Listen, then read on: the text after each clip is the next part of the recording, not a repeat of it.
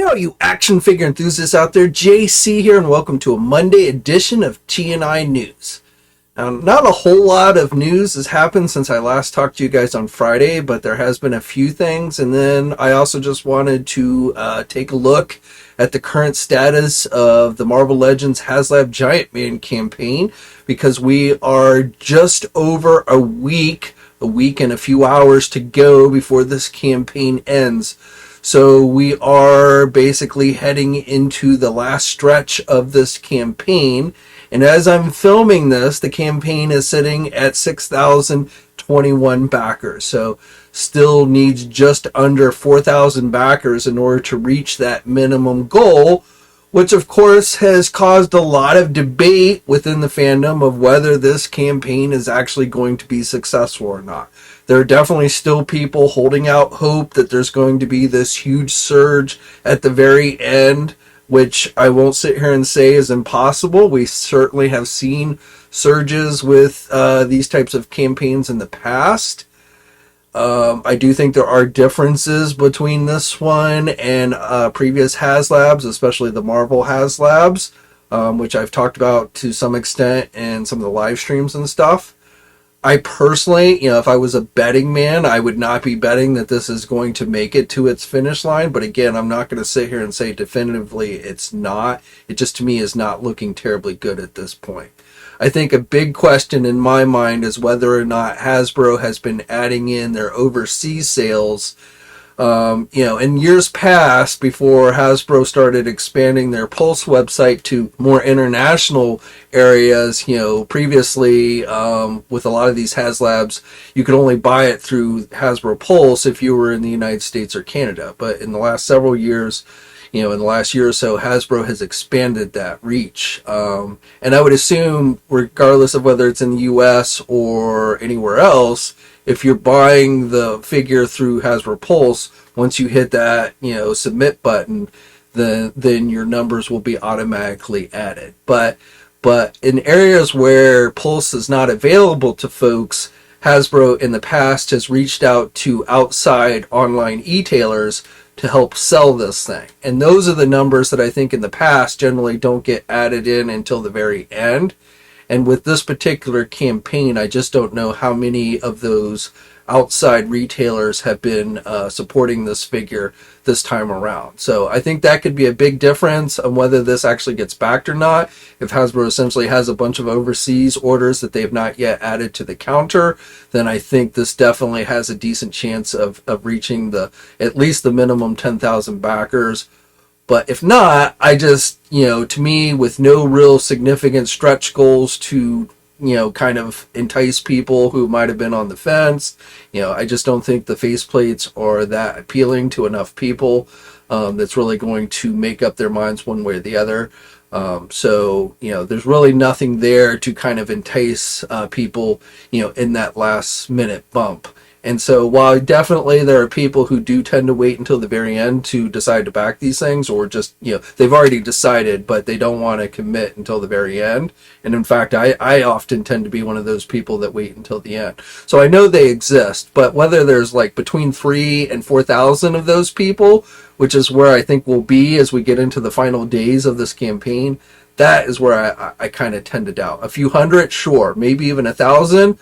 Possibly, but again, 3,000 to 4,000 people that are just waiting until the last day to back this for no real reason, that to me seems far less likely. But I won't rule it out entirely.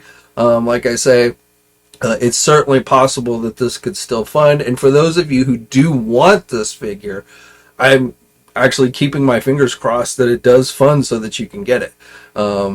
It's disappointing when you want something and then, it's kind of like ripped away from you because it didn't reach that goal. So I definitely feel for you guys. I personally, as I've said, to me, Giant Man's just not that thrilling of a character. I don't really need this tall a version of Giant Man. I don't really have the space in my cabinet to put him without having to remove a shelf that already has other figures on it.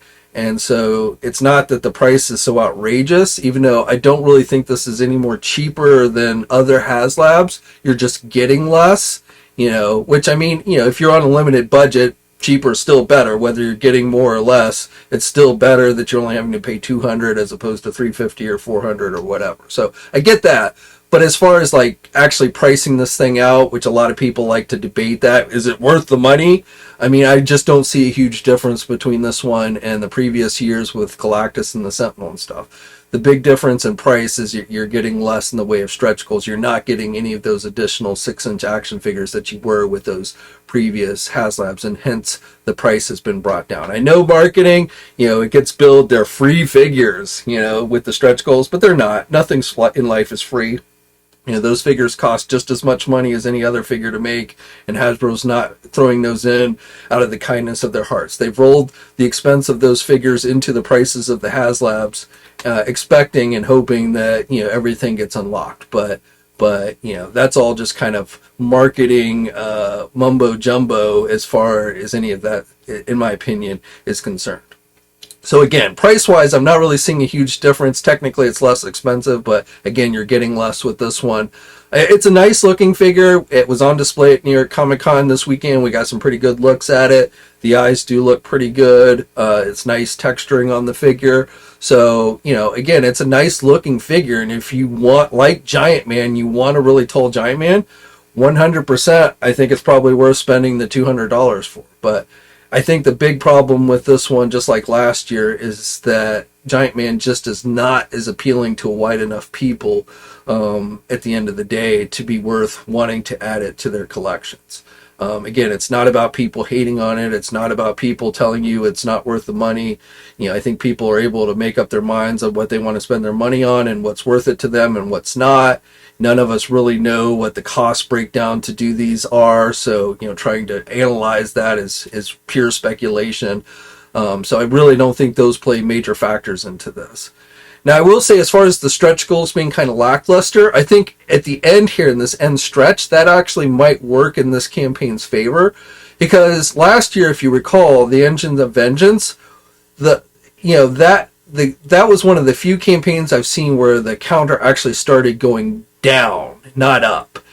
This one's going up. It's slow, but it is continually going up. But last year, the counter actually started going down, and the trigger for that was when it missed its early bird goal, and people saw that that was one less thing that was going to be included with the overall campaign, and made people start to doubt if any of the other stretch goals were going to be included. And with last year, I think the stretch goal, the figures in the stretch goals, were far more appealing than the item itself, the car and the Ghost Rider figure.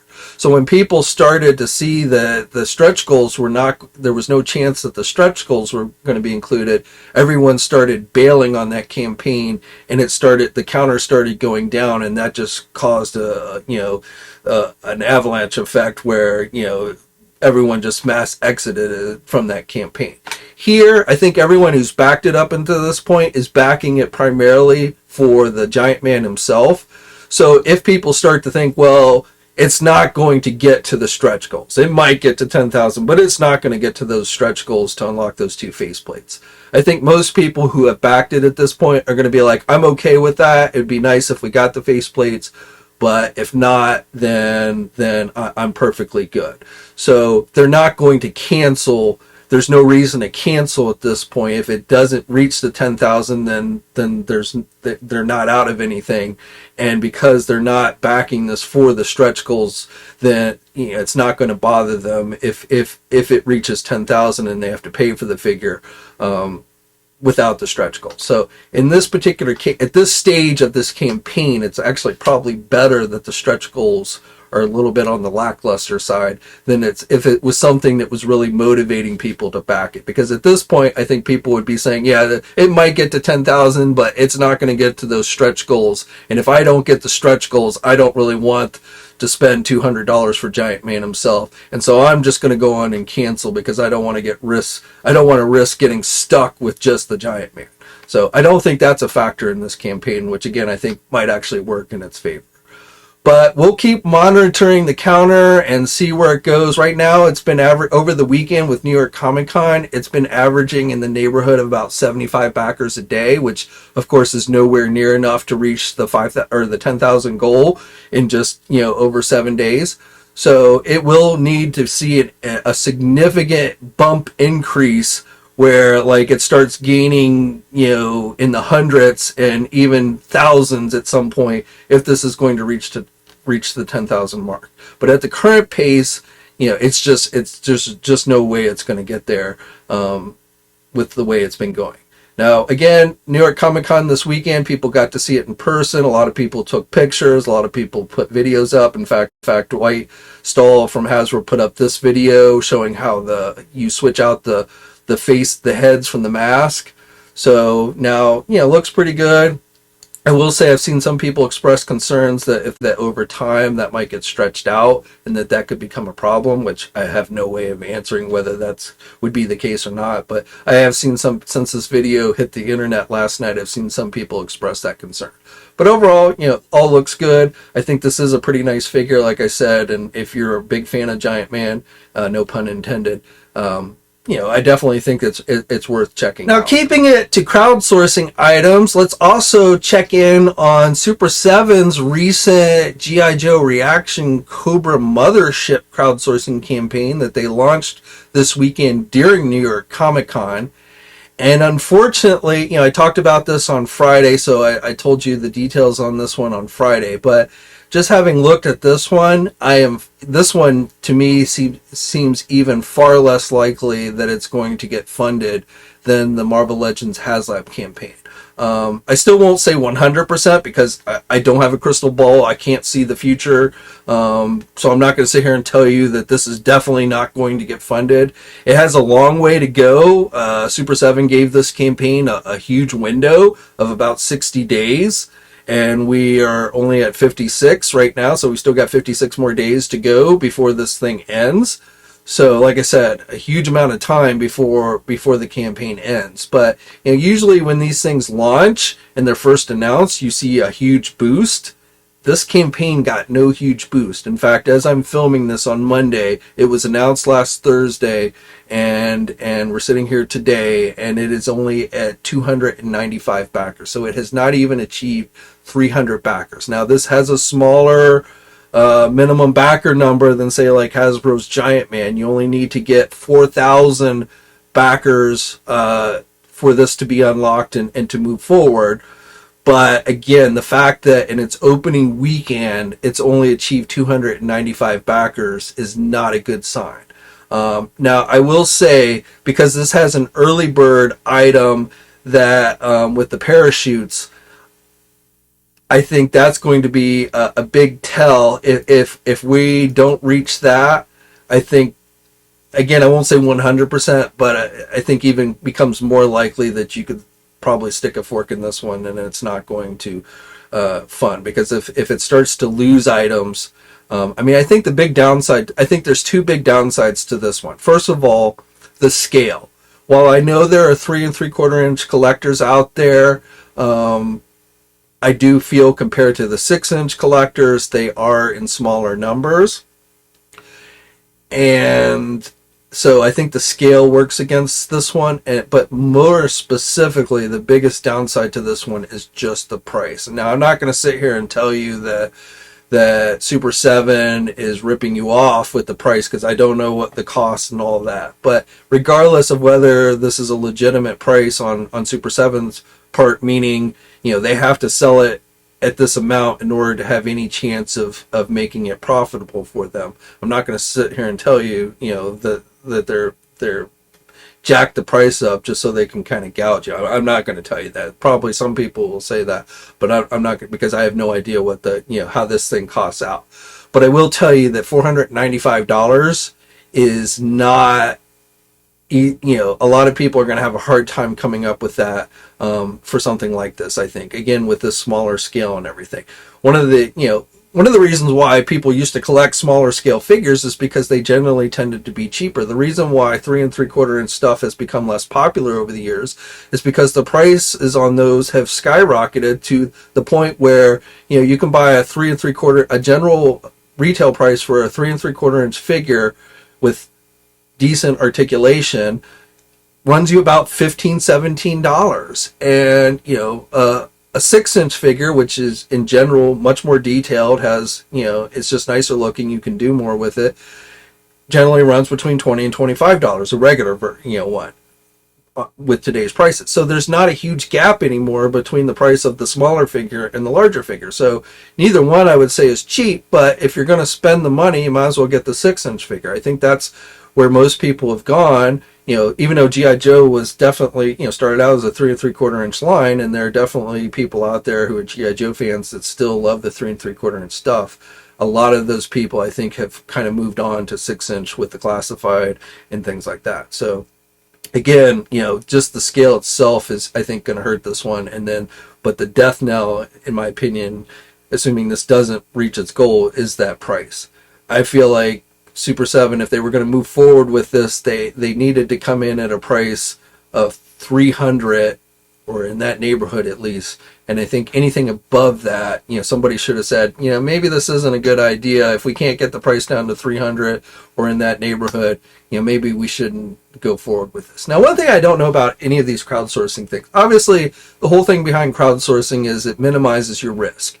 You're not really moving into production on these things until you've got a guaranteed number of people who are going to buy it. But you still have costs that go into these things. The production samples, the prototypes, the design, the time and energy that it takes to come up with all this stuff. So it's not like these things just happen for free. So the question I don't really know is, if this doesn't get funded and it goes into mothballs, how much money is Super 7 out of? Are they going to take a serious hit on this if it doesn't get funded? Same thing with Hasbro when they have failed Haslab campaigns. A big debate has come up. I've heard people say, well, if Giant Man does not fund, Hasbro's probably not going to do any more Haslabs, at least for Marvel Legends. And my response is, I seriously doubt it. If Giant Man fails, I totally expect there will be another Marvel Legend Haslab next year. They will go back and they will evaluate and try and figure out why this year's failed again. But I have little doubt that they won't come up with something again next year. We've seen it with Star Wars. Star Wars has had multiple failed Haslab campaigns, yet they continue to churn them out. In fact, this year with Star Wars with the Ghost Ship, it funded. Hasbro has had 3 successful Haslabs this year alone with Star Wars, Transformers, and G.I. Joe. We're probably going to get a Ghostbusters Haslab, and that's just my speculation, during the 1027 event. And if it's another prop replica, good chance it will be successful, because the last Ghost, I think it was last year, right? We got the Ghostbuster Proton Pack. That was hugely successful for them. I didn't get the appeal, but I guess there are a lot of people that like to cosplay and stuff with Ghostbusters. So that Proton Pack that they did for the last Ghostbusters Haslab was hugely successful. And if they do something similar this year, it probably will also be successful. So as long as Hasbro across the board continues to have successes with Haslab, even if there's a failure here and there, even if one brand has a string of failures, I don't think they're going to end the program. If they started to consistently fail across the board, then yes, I think they might consider stopping doing the Haslabs. But right now, we're not seeing that. As I've said before, my advice to Hasbro is cut it back. Don't do a Haslab for every brand every year. I think that's too much. But do maybe 1 or 2 a year, and then alternate between the brands each year. So one year it's Marvel Legends and Star Wars, the next year it's G.I. Joe and Transformers, and then so that you alternate and give people there are people who collect just one line. There's people that just collect Marvel Legends, but I think more and more you've got people who collect multiple lines, and those are the people that need the break. Those are the people that can't afford every year to fund 5 different Haslabs. And it's not even just Hasbro, because there are tons of companies putting these out. Mattel just announced they're doing another Masters of the Universe Origin one. Mattel did the WWE ring earlier this year. That one failed, but again, I suspect there'll be another Mattel WWE crowdsourcing campaign next year. We got this is the second Masters of the Universe. Super 7 just did the Thundercats layer. That thing was hugely expensive. And now we've got this Cobra Mothership. So, there's just so many companies doing these crowdsourcing things, and that doesn't even count all the other just normal product that's coming out on a regular basis. I've heard more than one person say, Well, I just got 5 different pre-orders that just suddenly came into stock at wherever I pre-ordered it, that have now, sucked up all the money in my, in my bank account that I had allocated for action figures. I wasn't expecting these to come in until December, but they magically came in, much earlier. So now I don't have the money. I want to back this campaign, but I don't have the $200 to back it, because now I'm paying for the 5 G.I. Joe classified figures that I had on pre-order that weren't supposed to be in for another 2 months, but then suddenly came into stock. So, when people start complaining or blaming people who wait until the last minute to back these things, well, there's a reason for why they're doing it, because, most people don't have just endless supplies of money that they can just spend whenever they want to. Yes, there are some people in this hobby that fit that bill. Yes, there are a lot of people in this hobby, I think, of adult action figure collectors who do have a fair amount of disposable income. If you don't, and you're still trying to spend lots of money on action figures, I would say your priorities are probably messed up. If you're putting yourself in debt to collect action figures, there's probably better things you can be spending your money on. But there are limits, and I think, companies today are pushing us all to our limits, and then the final factor that counts against them is space. Because even if you've got the money, most of us are, only have so much space where we can display these things. And when you keep doing these huge, giant items year after year, that space is going to get more and more limited. So, I don't know. We'll see how these things play out. But right now, Giant Man, I think, is definitely iffy. And right now, the way this Cobra Mothership is looking, I definitely don't think there's a huge chance that one's going to fund. But we'll see. Maybe both of them will shock us. Again, my crystal ball's on the fritz, so I really can't predict the future for you guys. Okay, now that we've gotten that out of the way, let's get into some other news. So I just wanted to recap a few things, letting you know that some things that I've talked about here recently have now become available at places like our sponsor, Big Bad Toy Store. So on Friday, I told you about how McFarlane had announced their second wave of NFL SportPicks. So those figures are now available at Entertainment Earth. I believe Big Bad Toy Store will have them up soon. If they don't, by the time you're watching this, on Friday, they were only available on the McFarlane store. But again, if you're into the SportPicks stuff, you might want to check out Entertainment Earth and likely Big Bad Toy Store. And then for Street Humans, Big Bad Toy Store has opened up pre-orders for 2 of those figures. Street Humans are the Kickstarter that YouTuber ShartimusPrime has been running. So, of course, if the Kickstarter does not reach its minimum goal, these pre-orders will be canceled. But if you want to just pre-order the figures through, a reputable e-tailer, then you can get them through Big Bad Toy Store now. The cost of the 2 figures, Eon and Ilago, I think is how you say his name, are available for $32 each. Of course, you can still go through the Kickstarter itself, and that one has got 12 more days to go. That one it's got a goal of 120,000 for its finance goal, and right now it's sitting at about 31,458. So that one definitely has a fairly big uphill to traverse. But again, with a lot of these Kickstarters, you see these huge bumps at the end. So we'll just have to see. Another pre-order I wanted to let you know that just opened up is from Premium DNA. So if you used to collect the old Garbage Pail kid cards, collector cards that basically were making fun of Cabbage Patch Kids, you can now get action figures for those from Premium DNA. And these figures are available for pre-order through our sponsor, Big Bad Toy Store. So if you decide to pre-order through there, and for whatever reason the figures didn't end up getting produced, that, in my opinion, increases your likelihood that you should be able to get your money back without any issues. But, so again, they are available for pre-order at Big Bad Toy Store. The wave includes Nasty Nick, Nat Nerd, Tattoo Lou, and Mean Gene. And these do have a hefty price tag to them. They're going to cost you about close to $50 each. For you Teenage Mutant Ninja Turtle fans, we've got official images for the next wave of Mutant Mayhem basic figures from Playmates Toys. So we got a glimpse of these at Toy Fair a couple of weeks ago, and these are actually starting to hit shelves now. I believe Walmart has started to get these in stock.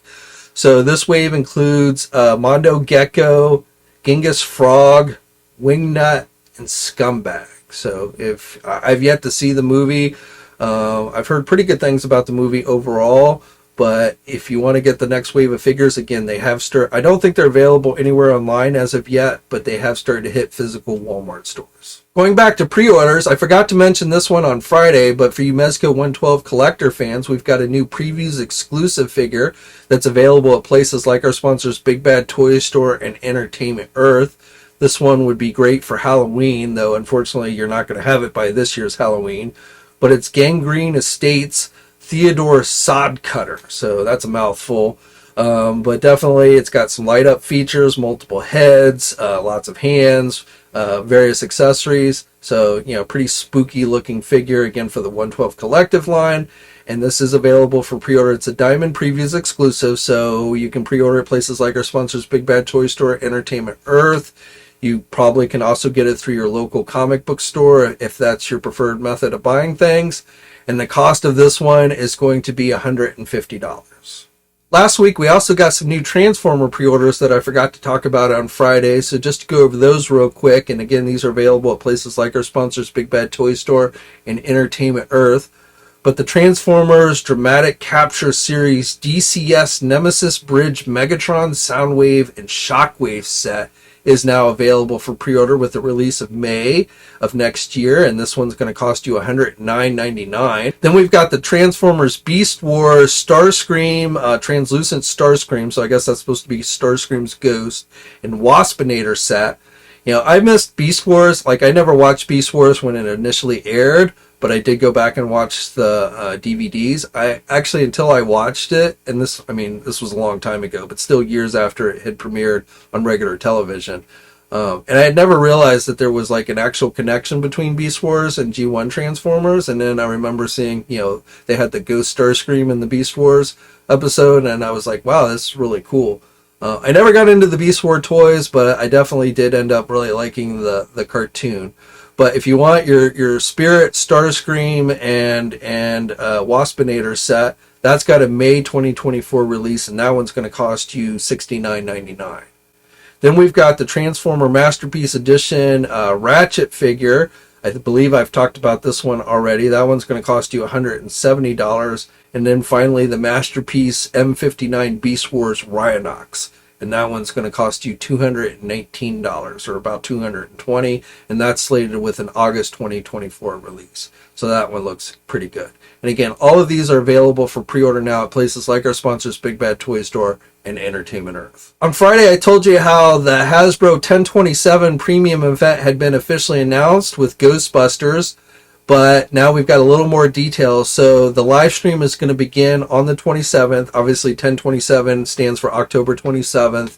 And the live stream is going to begin at 3 p.m. Eastern Time. Now, as usual, Hasbro bills this for their premium members, meaning you can watch it if you spend $50 to become a premium member. But honestly, you don't really have to pay the $50 to watch it. Basically, there's a link that usually always gets out, and you can watch it whether you're a premium member or not. And then even if you don't get that link, Hasbro makes it available after the actual live stream, so you can watch it right after it ends on YouTube. So there will be pre-orders that week, starting on the 27th. Looks like they're spreading them out over the course of several days, as I've talked about previously. So it looks like the Marvel will be on the 30th, G.I. Joe will be on the 31st. I'm sure there'll be Star Wars and, who knows what else. Again, there's going to be some type of Ghostbusters announcement, and I'm expecting it's going to be another Haslab for Ghostbusters.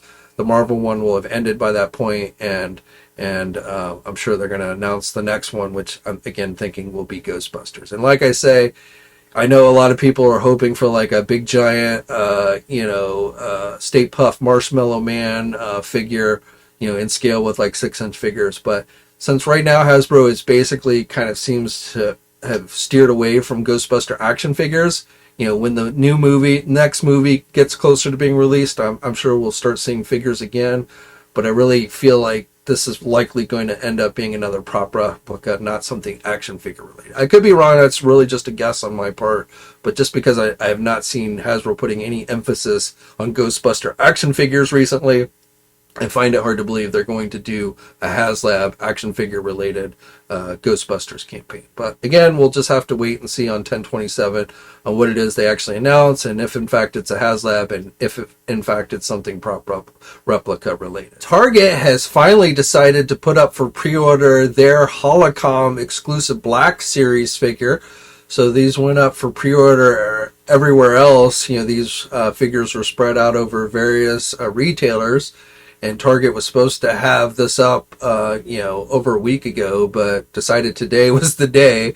So if you want to add it, it's the Katan figure, the hologram Katan figure, has the display base that does have the light up feature.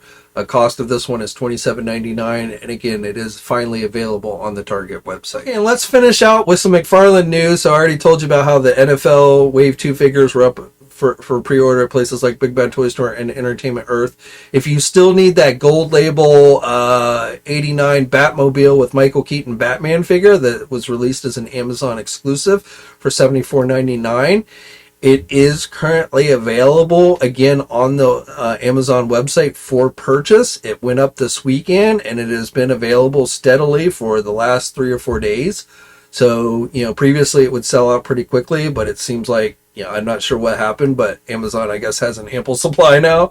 So, again, if you still need to add that to your collection and you didn't want to pay scalper prices, it is available on the Amazon website, and I will put a link to that in the video description below. And then this weekend, McFarlane announced pre-orders for 2 new McFarlane store exclusive figures, one for Spawn. So we're getting a gold label version of Cygor, the patina, I guess you say, basically a gold version, or with gold highlights, Cygor figure, which actually looks pretty good, looks better than the regular version. That one went up on Saturday. The cost of that one's $49.99. Again, it's being offered as a McFarlane store exclusive. And then for DC Multiverse, this one went up on Sunday. The Joker Deadly Duel gold label figure. That one is also being sold as a McFarlane store exclusive. That one is going to cost you $29.99. You get multiple head sculpts. I almost thought the jacket was felt. It looked like a felt material in the pictures, but I don't think so. I think it's just plastic with like some type of metallic or something type paint job. I don't think that's actually that jacket's felt, but it does kind of look like that in the pictures. But nevertheless, that figure again went up for pre-order yesterday on the McFarlane store, and again that one will cost you $29.99. Okay, so that's it for today. As always, I'd love to hear your thoughts on everything I talked about down in the comment section below. Like this video if you're so inclined, and hit that subscribe button if you're new to this channel. Also hit the bell notification so you're alerted every time I upload a new video. As always, guys, stay safe out there, and until next time, I'll catch you later. Hey, thanks for watching today's video, and be sure to subscribe to the channel if you haven't already, and hit that bell notification so you're alerted every time I upload a new video. And be sure to head over to the Toy News International and Marvelous News message boards communities. It's a great place to talk toys and win cool contests like $100 store credits to Big Bad Toy Store. And remember, action figures are great.